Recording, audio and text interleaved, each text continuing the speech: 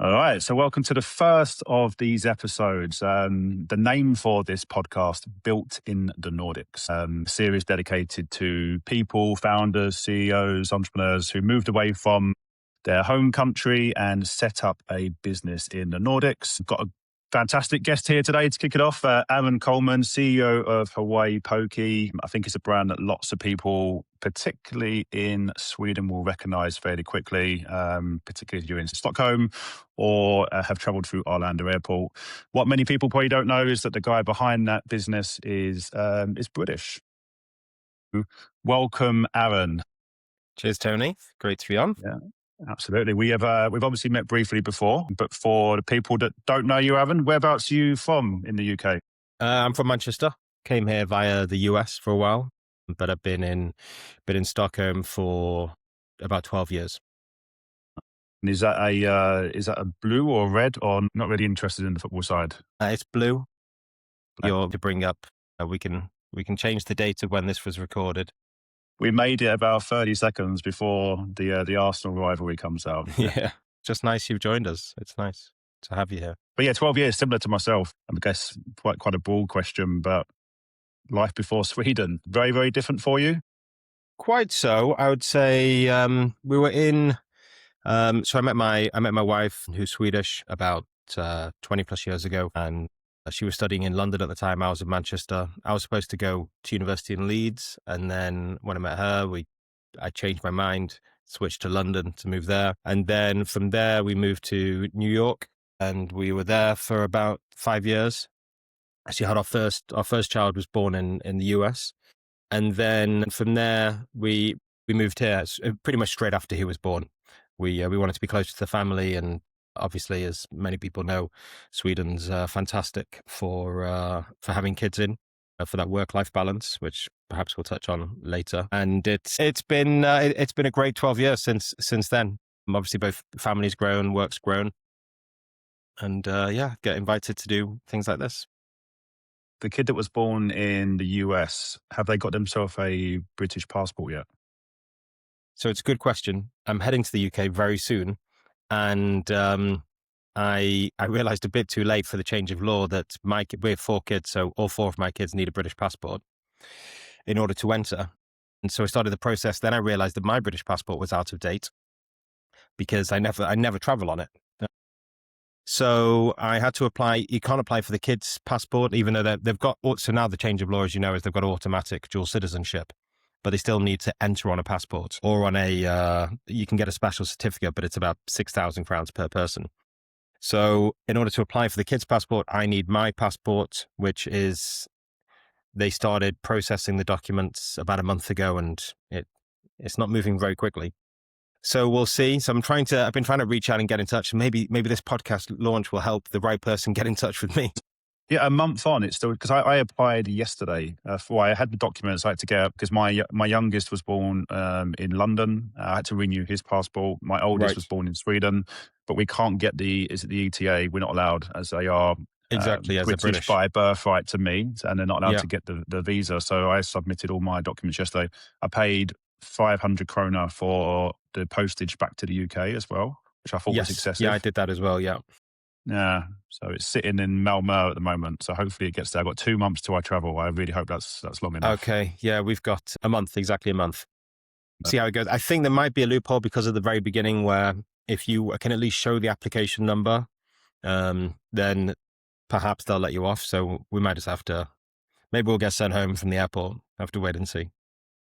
Fingers crossed. I mean, you touched on the sort of 12 years ago Swedish wife. You know, I've got a fairly decent network in Sweden. The bulk of them are immigrants of some sort, and I would say 95% of them are here with their Swedish partners. So that's how they've ended up here. So of course, one of my questions was, what led you here? Pretty obvious. Swedish partner, had kids, and it's like, what are we doing? We should be in Sweden, taking advantage of the perks. Exactly.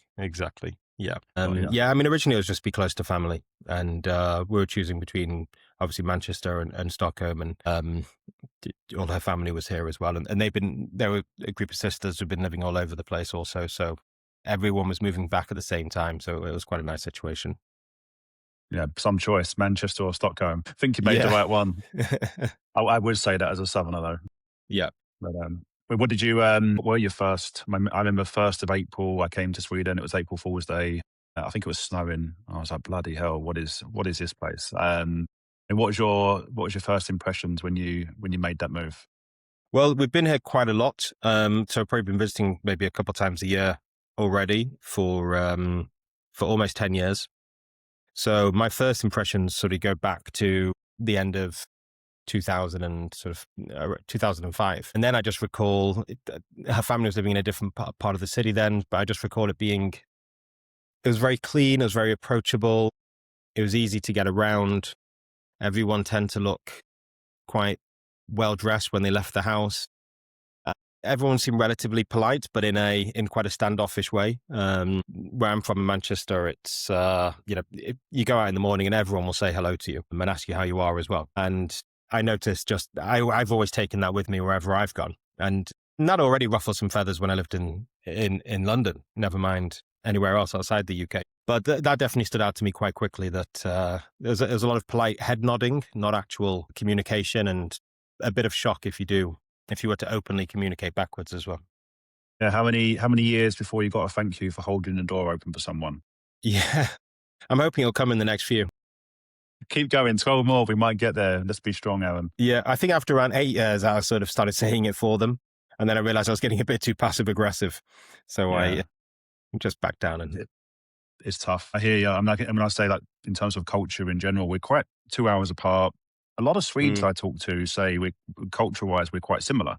I mean, having worked been with a Swedish partner for many, many years, worked in Sweden for 12, 13 years. I think we're quite different. I mean, what do you think about from the culture side, running a business, of course, but as a person living in Sweden compared to Manchester or the US? culture side, I'd say definitely quite different. I think instead it's easy, obviously, to point out all the differences, and a lot of them can be quite subjective and personal. I'd say the things which are quite similar are, I do notice a lot of similarities in terms of family closeness. I think a lot of Swedes I know are quite close to their family, to their siblings. They have sort of regular contact with some mates from when they were younger. So I think that's quite similar. I think, but to almost the original foundation of everyone is quite similar. That you've got your mates from when you were little, your siblings, if you've got siblings, family, relatives. But then it's sort of almost like it closes at a very young age. And I think for Swedes, that's around maybe, 6 or 7. And then there isn't really maybe anyone else, 6, 7. No one's really allowed back in. No one's sort of allowed in that group for maybe 30 years after that. And I found that to be the hardest thing for sure. And the biggest cultural difference is, say, a lack of willingness to open their social circle or even homes to new people. So even if you are sort of becoming familiar with people, and whether it's neighbors or work colleagues, there was still always felt like as soon as you left that one environment you shared together, the inner garden, the office, it sort of closed off again. And I'd say that was the one sort of thing I struggled most with, because I've always moved around quite a bit. So whenever I've gone anywhere, you tend to pick up a new group of friends quite quickly. And then from that, obviously, you're in someone else's circle. And that was particularly hard here. And I'm sure you've heard the same thing, that from talking to a lot of people who move here, they tend to have that initially, that bit of a barrier. Yeah, they've stopped recruiting. That's the word I've heard a few times. It's like they recruited all of their circle in school, university, and then the early stages, and then they've closed it. And they might open it back up again, once the kids are a bit older and they're looking for a new circle as they've changed. But yeah, it's I couldn't agree more. I think if you lined up 100 of my immigrant friends, if I had them, which I don't, but if I did, then the majority of them would say the same thing. Really struggled to crack the Swedish friend circle. But I think that also comes back to the fact that 90% of the people that I know can't speak fluent Swedish. I mean, have you cracked that, Aaron? It's a good question. I'm getting there. I'd say I'm now able to work pretty much in Swedish inbound. So I consider meetings, phone calls, email with Swedish coming in, and I understand 90% of the conversation with family, friends talking Swedish around me, and I encourage it. It's really a confidence issue when it comes to speaking. When forced, even my family find it strange that if I'm sort of like forced to have a work call or some sort of a neighbor conversation, and their level of English, they're not comfortable with their level of English, I adapt very quickly and can speak Swedish. And even those closest to me were like, where did you learn all these words? But normally I sort of don't quite have the confidence, and I've started trying to correct that more and more. And over the last couple of years, I've been a little bit more proactive with trying to learn, but I wouldn't say that it's a very easy thing to take out of the schedule. It's one of the first things that I sort of see myself dropping when it's a busy week. Yeah, it's like there's not a lot that I'm conscious of about myself in general. I'm quite easygoing, and not a lot bothers me. But definitely the Swedish part is something I'm very aware of. That it's a little bit embarrassing for me that I'm not better at it around family, work. I really wish I could change it. I've tried all of the avenues. I just can't. I just really struggle to pick it up. I understand it is tough. How old are your kids? It's old enough to teach me, 7 and 13. So I've been reading some books. Two of mine are that age, and it's tricky then once they start having these social lives and you're not quite a part of it. Even if you're in the car driving and they've got kids in the back and they're all talking, and it's once you suddenly can't quite follow it completely, it sort of feels like, for me anyway, it's a bit of I feel like I'm slightly disconnected from their lives in a way that I shouldn't be. There's plenty of ways that they'll tell you ways I should be disconnected from their lives. But that's one of those. I think, overhearing kids' conversations it's a beautiful part of seeing them develop and grow up, whether you like what they're saying or not. So that's really been a bit of a driver for me to pick it up a bit quicker. But we'll see when we do episode 2, the follow-up next year. We'll see. We can try and do it in Swedish and see how it goes. Yeah, and let's see. I know for sure. I've been saying every year it's going to get better, and I don't think it ever does. Yeah, we'll stick a fork in that one, a pin in that. But I mean, we're here to find out more about you, Aaron. But of course, the purpose of the whole podcast is the job market's tough. Mm. Coming to a different country is tough. Understanding the rules, the regulations, the do's, the don'ts. Now, you are someone that's achieved that fairly well, from what I can see. Now, obviously, there's a business out there called Hawaii Poké, as I touched on earlier. You are the CEO and founder of that business. Now, for anyone who doesn't know Hawaii Poké, now, can you just give us a sort of a brief overview, potentially what it is, the size of the business, number of locations, team size, etc.? Yeah, absolutely. So I founded Hawaii Poké in 2016 here in Stockholm. It's a healthy, fast casual food concept, which spans all the way from grab-and-go locations to sit-down restaurants, all under the same banner of Hawaii Poké, same concept in all locations. We have 22 locations. We're at a really interesting stage in the journey where, like many, COVID was a huge impact, and we've just finished, really just finished the recovery period from COVID. So all the additional debt we had to take on from COVID, we've just come out of that. We're now at a stage where finally, again, which we haven't been since before COVID, we're profitable, debt-free, and just starting our next stage of growth, which will be focused on Sweden, as well as now we're starting to look internationally as well, which is a really exciting time for us. And I think one of the great things that you can sort of jump onto when you move here, if you're working either for a company or you build something of your own, is Swedish brands export very well, even if you're called Hawaii Poké. As soon as you start to just associate the inner culture with Scandinavia, whether it's sustainability, health, employee welfare, these things, they're all important to us and they're important to everybody. And there's a lot of trust in the market, I think, for Scandinavian brands with that. So that's where we are today. We're in the middle of quite an exciting few weeks in the business where we're actively discussing the next stage and looking at new units, new cities, countries. And that's a really exciting position for me to be in as well. I mean, I noticed you pronounced Pokey very different to me. Yeah, Poké, everyone pronounces it differently. And I've been in Hawaii, even in different parts, I've heard it differently. And it's one of those terms where it's Pokey, Poké, Pocky. So it's, I say Hawaii Poké, which is, Poké is probably the most common, but it's obviously everyone, you're in another country, it's another word. So it can be said differently. Not as differently as obviously if you're listening to, say, a football commentator on Swedish TV announce some of the Premier League players' names, but a little differently. Yeah.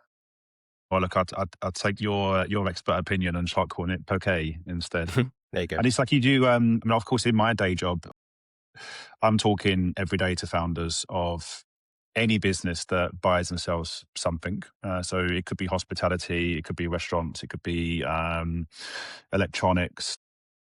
solar panels, clothing, it doesn't matter. Anyone who buys and sells something, and that's what I do on a day-to-day. So the fact you just told me there that you're now in a position post-COVID of finally being profitable, looking in a position where the business has survived that period, it was super tough, particularly the sector you're in. I have not come across many founders who I've spoken to who are seeking funding, who have managed to navigate their way through that period to a part where they have become profitable. Most of them are still searching. They may have a balance sheet that has positive equity at the bottom, but they're losing year on year. So the fact you've navigated that, you mentioned the debt side of it. Just if you are comfortable to share anything there. I mean, how did you manage to steer the business to the stage it is today? And was it yourself, or did you take on sort of external support to help? So we're a group of owners who are all very active and focused on the task at hand. A couple of our larger owners, they entered right before the COVID collapse, which is sort of another story we have, where for us, we just started our growth period right before COVID. Signed a lot of contracts, went from 12 to, we were going to 27, 28 units. And then COVID came right at that period.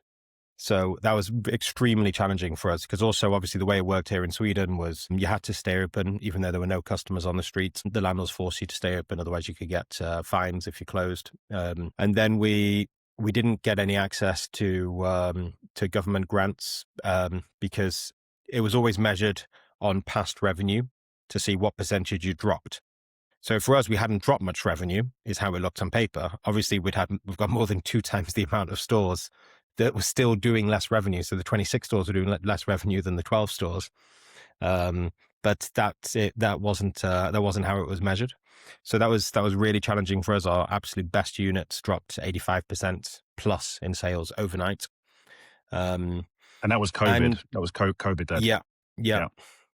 But then we're really lucky that the team and the ownership group believed in what we're trying to do. And actually, one thing that made a big difference was so my wife, Raquel, her background is in finance, so she's always been helping out from the beginning. And at that stage, she committed to leaving the corporate world and coming to join Hawaii Poké as the CFO. And having someone of that caliber help drive the business through that very rocky period, and not just through coping through all the measures that had to be put in place with COVID, but also essentially we had to restructure the entire business to survive, keep the operations as we had them, go as lean as you possibly could, but survive what became the reality of the time and then the new normal. And then in the same business, we're in a market predominantly of, say, office lunches. It's changed a little bit now, but that's our entire history. And even after COVID, once things started going back, people are going to the office 2 to 3 days a week.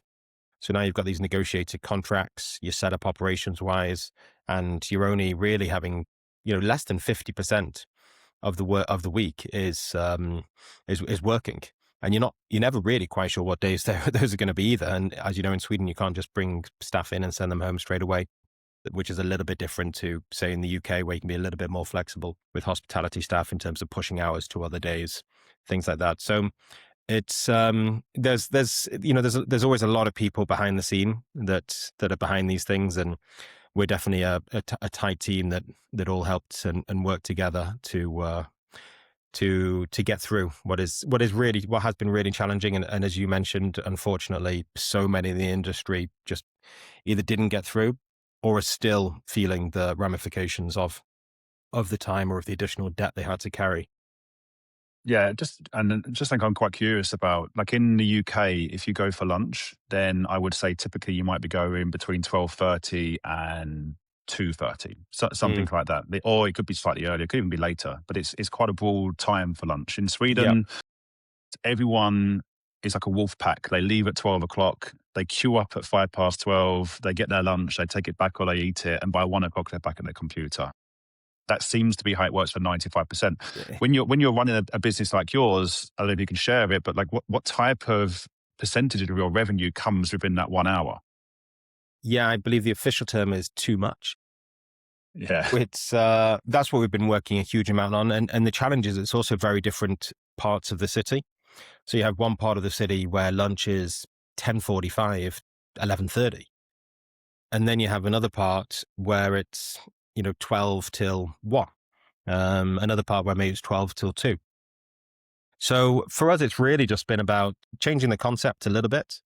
So it was great when we entered the market and we were really driven by lunch only. It wasn't just being lunch. It was also, we're very early in high quality takeaway driven food. So 10 years ago, takeaway lunch was still relatively new. There was a lot of buffet style restaurants. A lot of people would go into those places. And, if you wanted to take back to the office, you had to really wait for someone to go in the kitchen and look for like some sort of dish you could borrow to take food back to the office. Even corporate catering at the beginning was, we're expected to deliver everything in porcelain and wait whilst the office ate the salads and then come back with everything. So you can imagine just how much it's changed. And for us at lunchtime, it's, we're still around, depending on the location, 50 to 80% is going to be lunch. Mad. That's crazy. Which is a real challenge if we have a location where sometimes, we have to be open from 8 a.m. to 8 p.m. Yeah, the Orlando one that you've opened, that seems to be, whenever I go through at any time of the day, I pop in there. It's the most convenient. It's the first one. I mean, how much of a success has Orlando been for you? Yeah, Orlando's been a fantastic success. It's really blown us away. It's blown them away. They've got a huge track record in running majority of the F&B in airports all over the world. And we are up there with some of the best KPIs in the entire group in terms of sales per square meter. And I think the challenge that they've had, and we've had with them, is by trying to expand the sales day. So at first we opened very early there for breakfast. And again, the same thing, the customers just didn't see it connected to the brand. So we've spent a couple of years, as we've done in Stockholm as well, launching breakfast. Really, you've got to change consumer behavior. And I'd say here in Sweden, that's probably a little bit harder than it has been in other countries, where people are quite set in their ways as to what they expect or where they expect to go or which side of the street they expect to walk on at certain times of the day. So it's been a challenge, but we're just getting there now but it's taken a couple of years. It's taken big investments in order to launch the products, be willing to sit on them and slowly educate the customer that we have breakfast, we've got afternoon products, we have evening products, but it's, so we're still improving it. You take a pint of beer as well, Aaron, I'm pretty sure. Exactly. Yeah. We've got that in a couple. We have it in three units outside of Orlando and then one in Orlando. I think unfortunately for that one in Orlando, we're probably still the worst performer for alcohol with food sales in the airport. It's the healthy part though, isn't it? Because you associate poké with health. And I guess that's it. So we're not upset about it. It means that we're doing a good job in everything else that we're doing. We've tried it.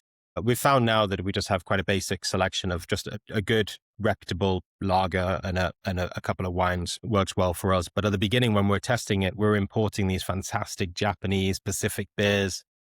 And it was interesting. We'd put these advertisements up and people would see these beers and we get groups coming in, looking at the fridge, just amazed that we have these beers. And then they're looking at the menu and you suddenly see them just looking at both and they just can't put it together. Now, how can you have a salad with this great rice lager beer? So then they eventually put the beer back and would grab a kombucha or a Coke Zero instead. But it brought them in. So it's a learning experience for us.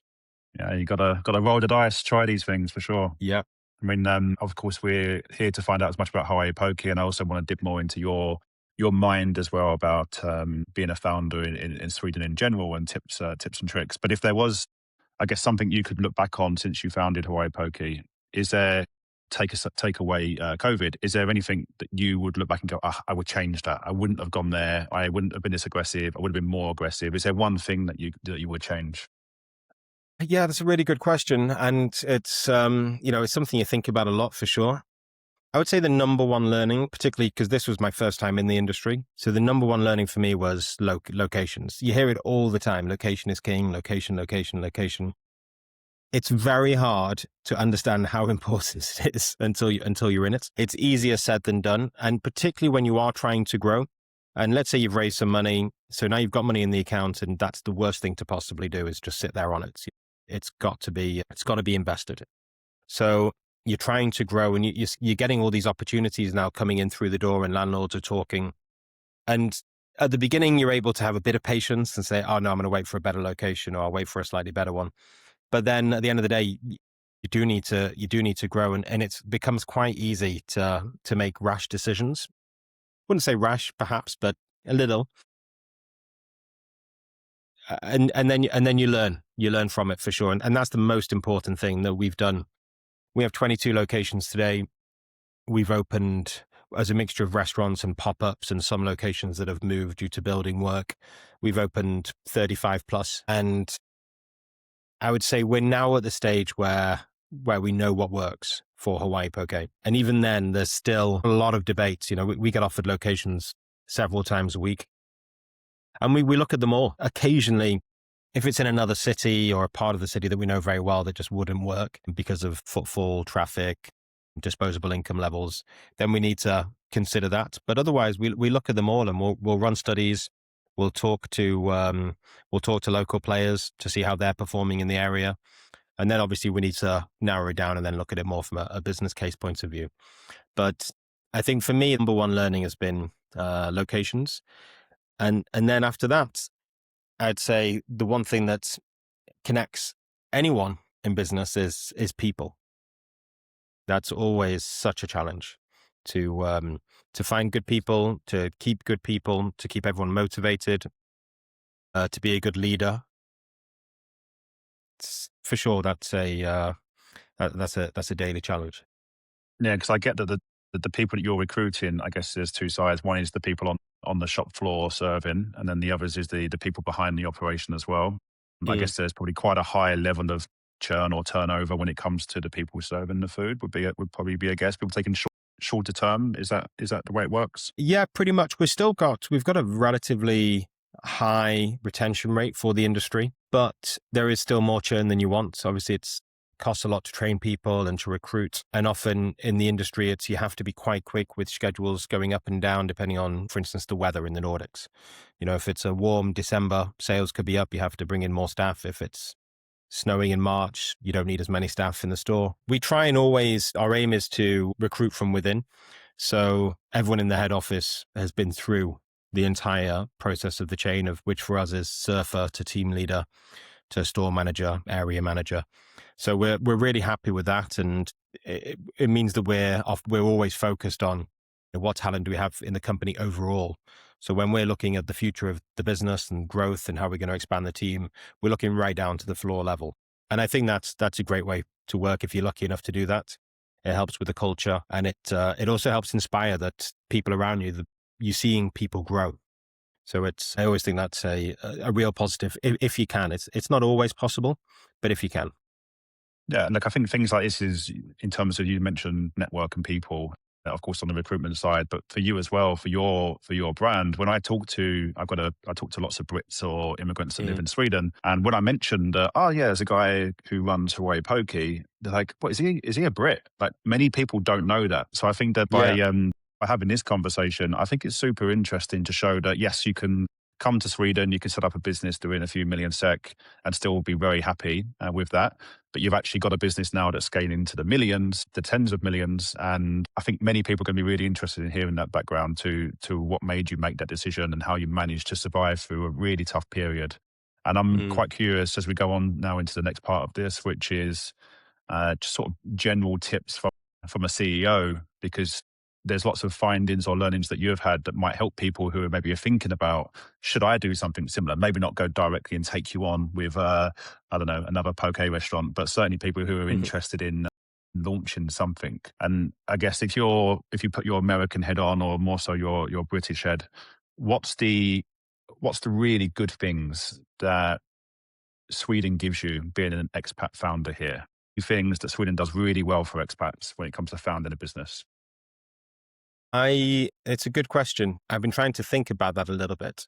I wouldn't say there's necessarily an advantage to being an expat founder here. I think possibly on the hiring side, if you want to hire predominantly expats, then you're more likely to maybe build a stronger culture a little bit quicker because you've got more people who are in the same boat, and it's perhaps easier to create a narrative there.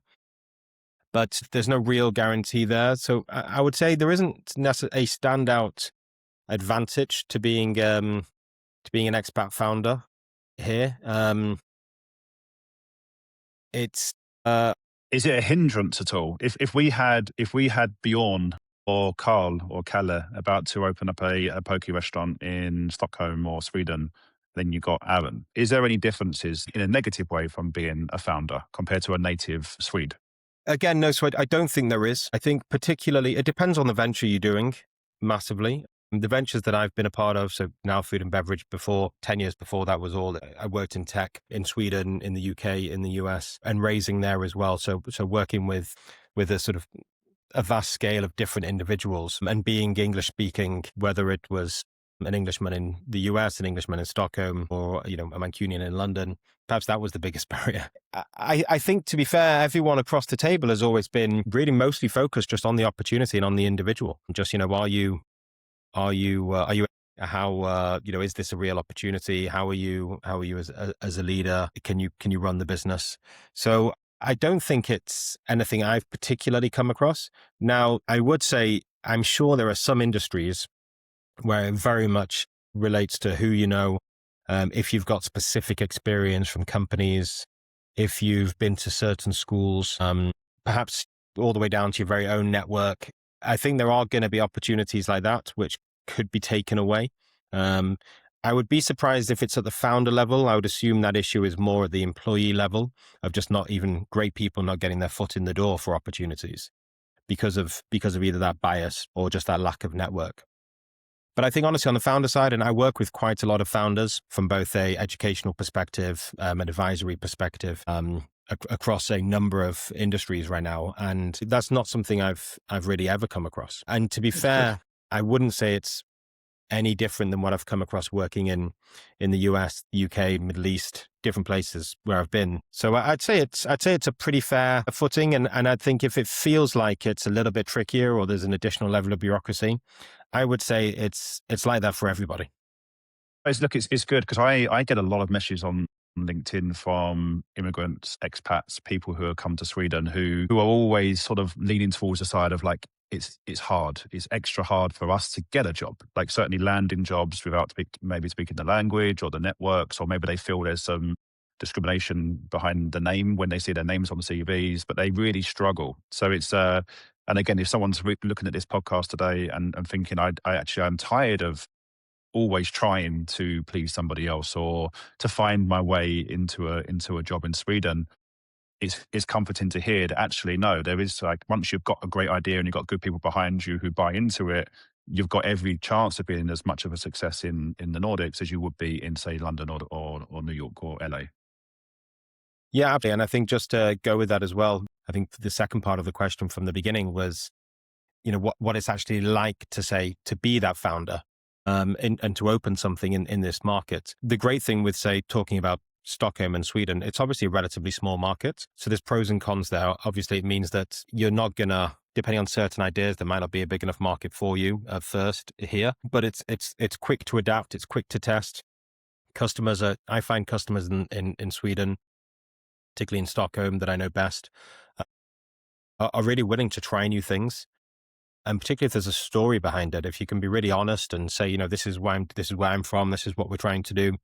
I think a lot of people buy into that, and it's almost encouraged here, I'd say, which is obviously a separate discussion to have with immigration overall. But the idea of just new things, and it's probably because Stockholm and Sweden is so trend sensitive that if you're able to create the narrative of I'm not from here and I'm bringing something here, something new, I think there's definitely a way to establish yourself. And it's a great market where you can test things quickly. And then, as I say, it exports well, so you can try and replicate it in other places. So I think it's a good place to launch. But again, it depends on what you're doing. In the F&B sector, it's I'd say it's particularly challenging. I think it's a sector which is challenging in any city around the world, but I would say there are certain things here which do make it a little bit more challenging, and some of those things are getting a little bit easier now with legislative change, but still quite challenging. Yeah, and let's say that we look at Aaron, it's maybe, let's say 5 years ago, and let's say you don't have Swedish kids, and let's say you don't have a Swedish partner, but you're in Sweden. You've been here for a year, you've got this great idea. I'm going to launch a poker business. How high up the list of European countries would you put Sweden? to do that? If you could change things today and say, actually, I could have gone to the Netherlands, or actually because my missus is vegan and she's saying that actually it's really hard now to find good quality vegan food, or to go to the supermarket seems to be drying out slightly here, where it's not in the UK, it's not in Germany. So like, would you still put Sweden high up the list if you had a choice? So if I had a choice to do specifically a poke company, no, I wouldn't do it in Sweden. The problem is a very real one, which is the weather.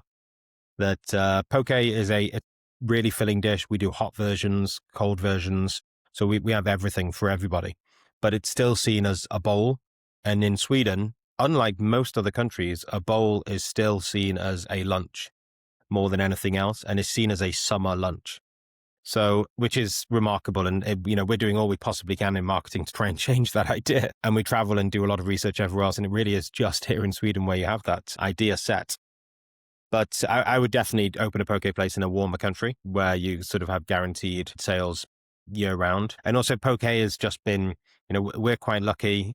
Obviously, we survived a tricky time, but we've got a really strong brand. We've got a great product. We've spent so much time focused on the brand, on the product, on customer service, on training, to make sure that no matter which store you're going to, where in the country it is, you're getting the same product. You can trust it. You're going to feel good when you eat it afterwards.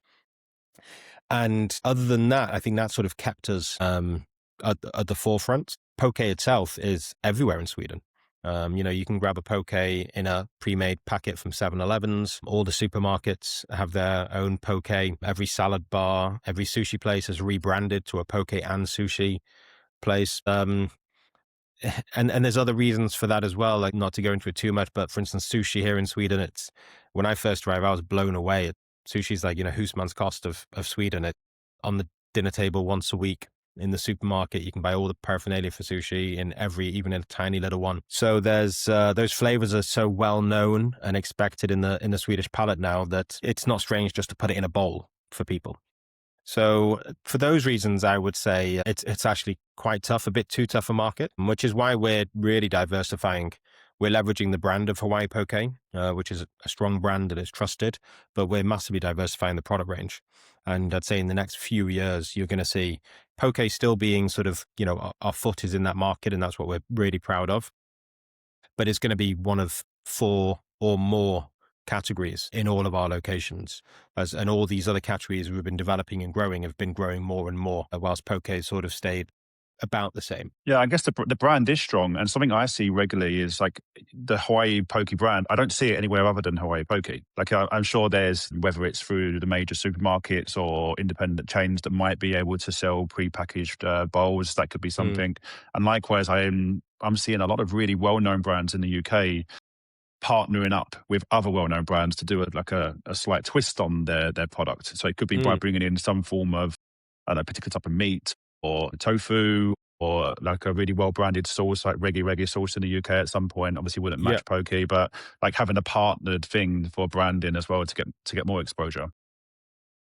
Yeah, super interesting. We've just started actually. So towards just after summer, there'll be a couple of launches that we're doing with similar partners, not specifically on the Poke side. First, we're starting with innocent smoothies on some fresh juice shots they have, and then there's a couple other FMCG brands that we're working with now on trying to create the right sort of partnership balance. So we do really see that. We've done a lot in the past, but normally with slightly smaller players who are really after one specific audience of ours. So we've done maybe 3 or 4 different ones over the years with vegan proteins. We've done a couple with meat, a couple with specific drinks matching, and on the sweet side as well, on the fika side. But it's not they don't land quite as well here from what I've seen. So we're going to keep working on those. You really have to. It's a slightly bigger push. So we're going to see how they can perform, and if that's something we should continue focusing on. I definitely believe helping each other, leverage each other, and try and reach new audiences is very important. And sometimes that's where this network and the immigrant side of being a founder here in Sweden is like people now thinking, oh, actually, I didn't know that. And I've got this fantastic brand over here with this audience. Maybe we can help each other out, because people do tend to want to help. I find when people, whether that's on the job market or referrals or recommendations, I do think it helps sometimes to have that network and be an immigrant in the Nordics. Yeah, definitely. And, I'm open for it. It's, Yeah. anyone reach out.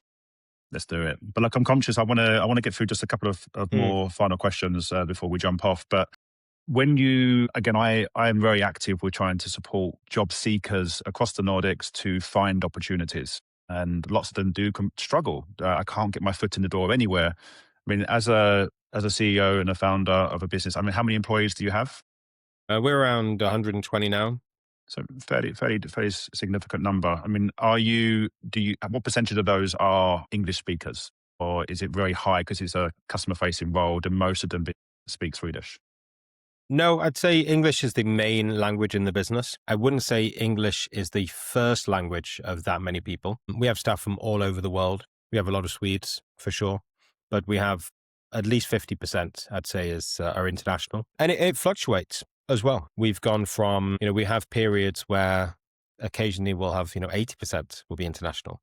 And then we'll have 30% international. But now we've started to try and have a bit more balance and be a bit more cognizant of it as well. We always want to try and have one Swedish speaker in each store. And even though we have a lot of people who are international and can speak Swedish as well, that should be added. You tend to find a lot of immigrants where English isn't their first language, they do a better job at learning Swedish. Definitely. And Absolutely. they have to. So that's become a little bit easier for us now as well. But it's about 50%, and we're completely open. We're always hiring. We're always trying to find talent. Obviously, the vast majority of the positions we hire for are restaurant staff. So that's one thing to take into consideration. It might be a slightly different audience to what your outreach is. But we also, we've got a head office, a growing team there, and that's also always hiring. We get some great people reaching out to us for sure. But at the same time, our main focus is trying to hire from within. So if people want that challenge of joining the company and sort of seeing where they can get to in 6-12 months, then, I'm all for that as well. Yeah, that's the way in many cases it is. Same in my industry. You start off as an SDR, BDR, or business development, and then you move on to the account executives, and it's very natural to see the growth. So, of course, it's good to learn the tricks of the trade on the floor every day. And look, I've enjoyed the chat for sure, Aaron. I mean, there's one sort of final question before we jump off was, if you are Tony, you're Aaron, you're Laura, you're whoever, and you're thinking about at the moment, you're in your job, it's 5 o'clock on a Friday, you've had another tough week, the market's rocky, and I'm thinking, I've got some capital, I've got an idea. What sort of final advice would you give to someone thinking about taking that next step and setting up a business in Sweden or the Nordics? So the first thing is, it doesn't matter if you've got the money or not all the time. It's just get out there and see if people are interested in what your idea is. Does it solve a problem?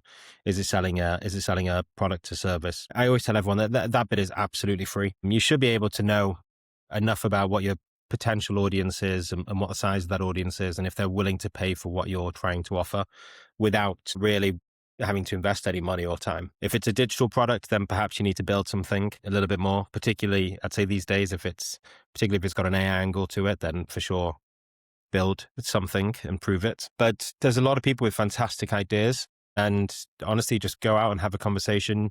Don't be worried about sharing your idea. It's very rare that you're the only one with that idea out there completely. So it's important to get feedback, meet some like-minded people. There's a ton of great business networks also in Stockholm. And a lot of those